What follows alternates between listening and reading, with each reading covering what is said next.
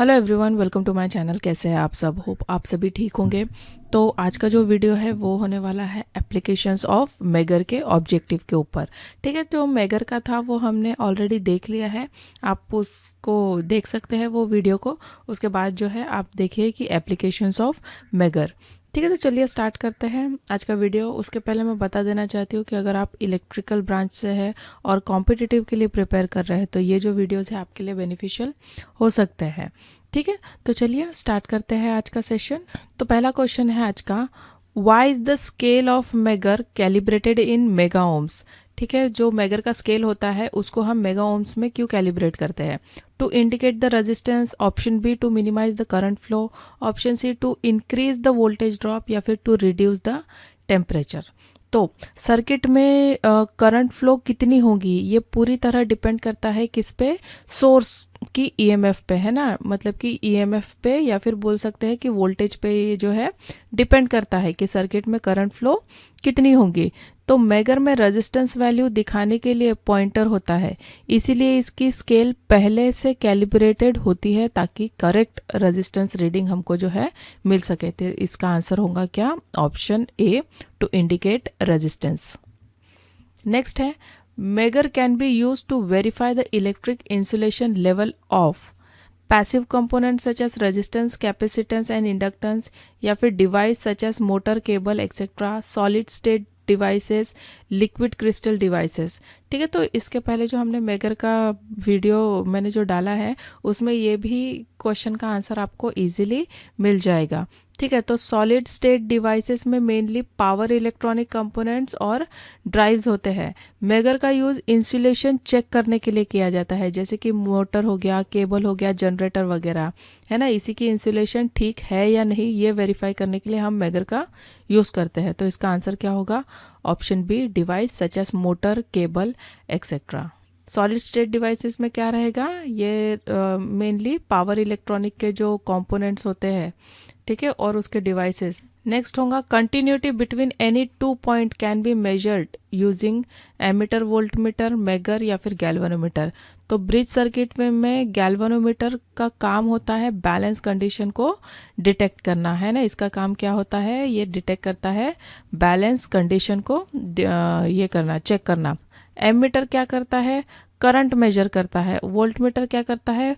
Voltage measure करता है। और मेगर जो है क्या करता है? सर्किट का यूज़ हम दो पॉइंट के बीच कंटिन्यूटी चेक करने के लिए भी कर सकते हैं। ठीक है, मेगर सर्किट का यूज़ हम दो पॉइंट के बीच कंटिन्यूटी चेक करने के लिए भी कर सकते हैं। तो इसका आंसर होगा ऑप्शन सी, मेगर। नेक्स्ट है, electrical continuity between any two point exist if. कब ये एग्जिस्ट करती है? There is a current flow through them, there is a wire connecting the points, there is a sufficient voltage drop, या फिर pointer shows deflection. तो circuit में voltage drop major करने के लिए वोल्टमीटर का यूज़ किया जाता है, ये तो आपको पता ही है। और अगर पॉइंटर फुल डिफ्लेक्शन दिखा रहा है, इसका मतलब ये है कि दो पॉइंट के बीच प्रॉपर इलेक्ट्रिकल कंटिन्यूटी मौजूद है ना। तो इसका आंसर होगा क्या? Option D, pointer shows deflection. Next है, megger is also known as. Megger को हम और क्या बोलते हैं? ये इंपॉर्टेंट क्वेश्चन है, ठीक है, पूछा गया है ये वाला। Mega ohm meter, multimeter, galvanometer, या फिर एमीटर।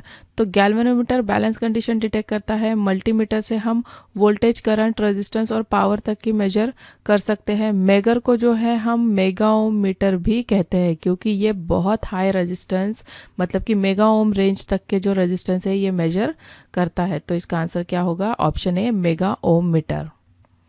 नेक्स्ट है, the application of megger is to measure resistance, to test for leakage, to limit the current, या फिर to increase the EMF of the circuit. ठीक है, ये तो नहीं है, लिमिट द करंट तो नहीं है।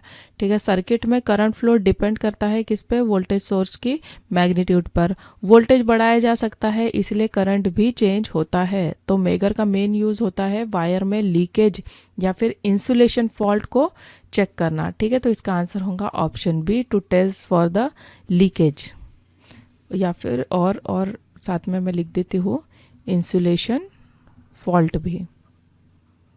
ओके, नेक्स्ट है, What is the significance of measure with respect to high resistance?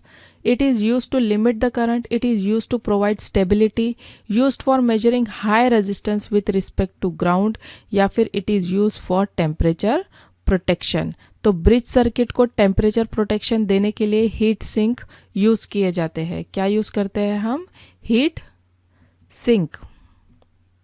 ठीक है. मेगर का यूज कंडीशन पार्ट और अर्थ ग्राउंड के बीच बहुत हाई रेजिस्टेंस मेजर करने के लिए होता है. तो इसका आंसर होगा क्या? Option C, use for measuring high resistance with respect to ground. Next है, how is the megger calibrated? Megger को कैसे कैलिब्रेट किया जाता है? In step of 1 unit per division, based on the value of resistance to be measured, directly calibrated on the position of the pointer, या फिर reversely calibrated based on the pointer position. तो megger की scale ऐसी calibrate होती है कि normal position पर pointer जो है वो इन्फिनिटी दिखाता है. ठीक है, नॉर्मल इस पे. और जब फुल स्केल डिफ्लेक्शन होता है तब रेजिस्टेंस को 0 के बराबर जो है वो दिखाता है. तो इसका आंसर क्या होगा? Option D, reverse calibrated based on the pointer position. ठीक है, तो ये थे question based on application of megger के ऊपर. होप आपको ये वीडियो जो है अच्छा लगा होगा.